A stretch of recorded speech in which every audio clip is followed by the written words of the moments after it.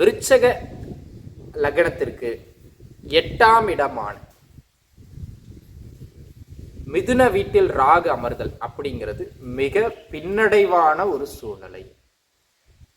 அங்கு அமருகின்ற ராகு திருவாதிரை நட்சத்திரத்தில் அமர்ந்தாலும் சரி, மிருகசீரிட நட்சத்திரத்தில் அமர்ந்தாலும் சரி, மிக கடுமையான பின்னடைவுகளை தந்தே தீர்வார்.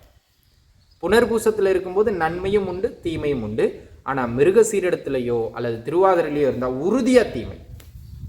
அதே போல் லக்னத்திற்கு 12ஆம் இடம்னு சொல்லக்கூடிய துலாம் வீட்டில் அமர்ந்து அவர் சுவாதி நட்சத்திரத்தையோ அல்லது சித்திரை நட்சத்திரத்தையோ பெறுகின்ற பொழுதும் கடுமையான பின்னடைவான தீமையான பலன்களை தருகின்றார்.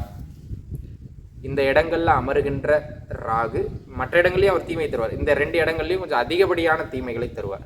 இங்கு அமருகின்ற ராகு அசுபத்தன்மையையும் பெற்ற ராகுவாக இருக்கிற பட்சத்தில், அதாவது சனியின் தொடர்பையோ செவ்வாயின் தொடர்பையோ சூரியனின் தொடர்பையோ பெற்ற ராகுவாக இருக்கின்ற பட்சத்தில் கடுமையான பொருளாதார பின்னடைவையும் உறவு சிக்கலையும், குறிப்பாக அந்த 8ஆம் வீட்டில் திருவாதிரையிலையோ அல்லது மிருகசீரிடத்திலேயோ அமர்ற ராகு பார்த்தீங்கன்னா அங்கே குறிப்பாக சனியின் தொடர்பை அல்லது இவங்க செவ்வாயின் தொடர்பை அல்லது சூரியனின் தொடர்பை பெற்று விட்டார் என்றால் பொருளாதாரத்தெல்லாம் வந்து பார்த்தீங்கன்னா அங்கே ஒரு நல்ல உயரங்கள் இருக்கவங்களாம் திடீர்னு சரிஞ்சு இந்த வாழ்ந்து கெட்ட குடும்பம்லாம் சொல்லுவோம், நீங்கள் கேள்விப்பட்டிருப்பீங்க.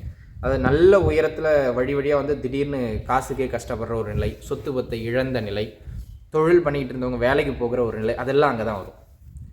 அதே போல் பருவ வயதில் வருகின்ற அமைப்புகளில் இது சின்ன வயசில் வந்துடுச்சு, ஆரோக்கியத்தை தொந்தரவு பண்ணி படிப்பை கெடுத்து அப்படி கொண்டு போயிடும். சரிங்களா?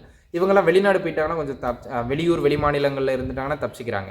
ஆனால் பெரும்பாலும் எங்கே இருந்தாலும் இது தொந்தரவுகள் தர்றதில் மாற்றுக்கிறது கிடையாது. ஸோ இதுதான் இருக்கிறதுல எக்ஸ்ட்ரீமான அமைப்பு. சரிங்களா?